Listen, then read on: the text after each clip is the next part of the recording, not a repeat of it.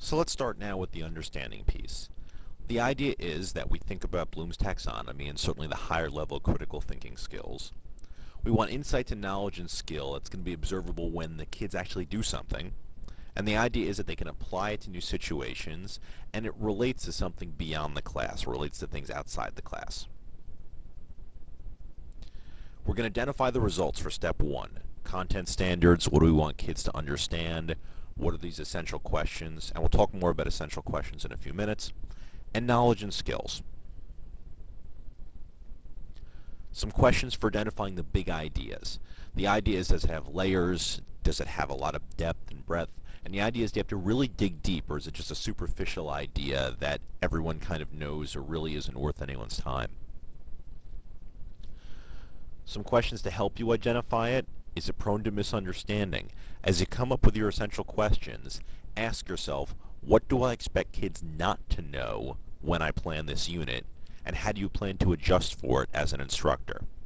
Are you going to change your mind or someone else's mind over a lifetime? And are there some core ideas involved? Big ideas. Why? So what? What's the moral? How does this relate to us beyond the classroom? What could we do if we didn't understand this?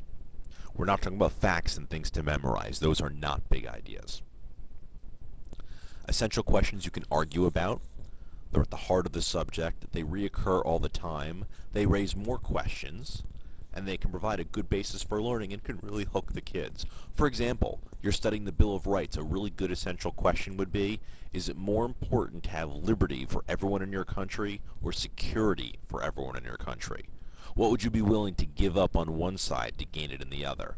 Lots of applicability there, certainly on many sides. Some examples here of essential versus leading questions. You don't want to ask something where the answer is going to be yes or no. The idea is they're questions that are open-ended, are essential questions. Tips for using them. Less is more. Use language kids can understand. Put your questions on the board. Learning should never be a mystery. When students walk into your classroom, they should know, number one, what they're doing that day, and number two, why they're doing it. Don't you hate it when kids say, are we doing anything interesting today, or what are we doing today? Now they know. It should never come up that that's their question. They should know what they're doing.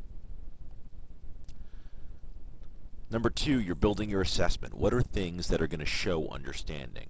What evidence is going to collect to build the case, and how will students self-assess?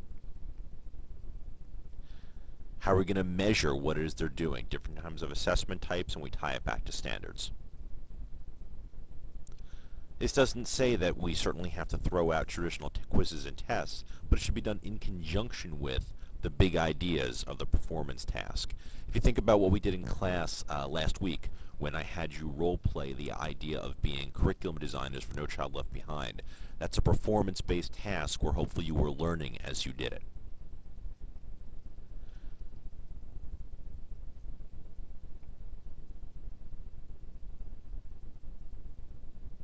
We set up goals, roles, audience, what's your situation, the performance task. Sometimes this is also known as problem-based learning, which certainly you can look up on the net if you want some more information about that. PBLs, or problem-based learning.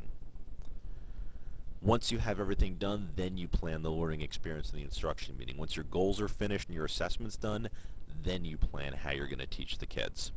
Make sure that part of your teaching involves modeling of the performance, both good examples of a model and poor examples of a model. Kids should know what you're expecting.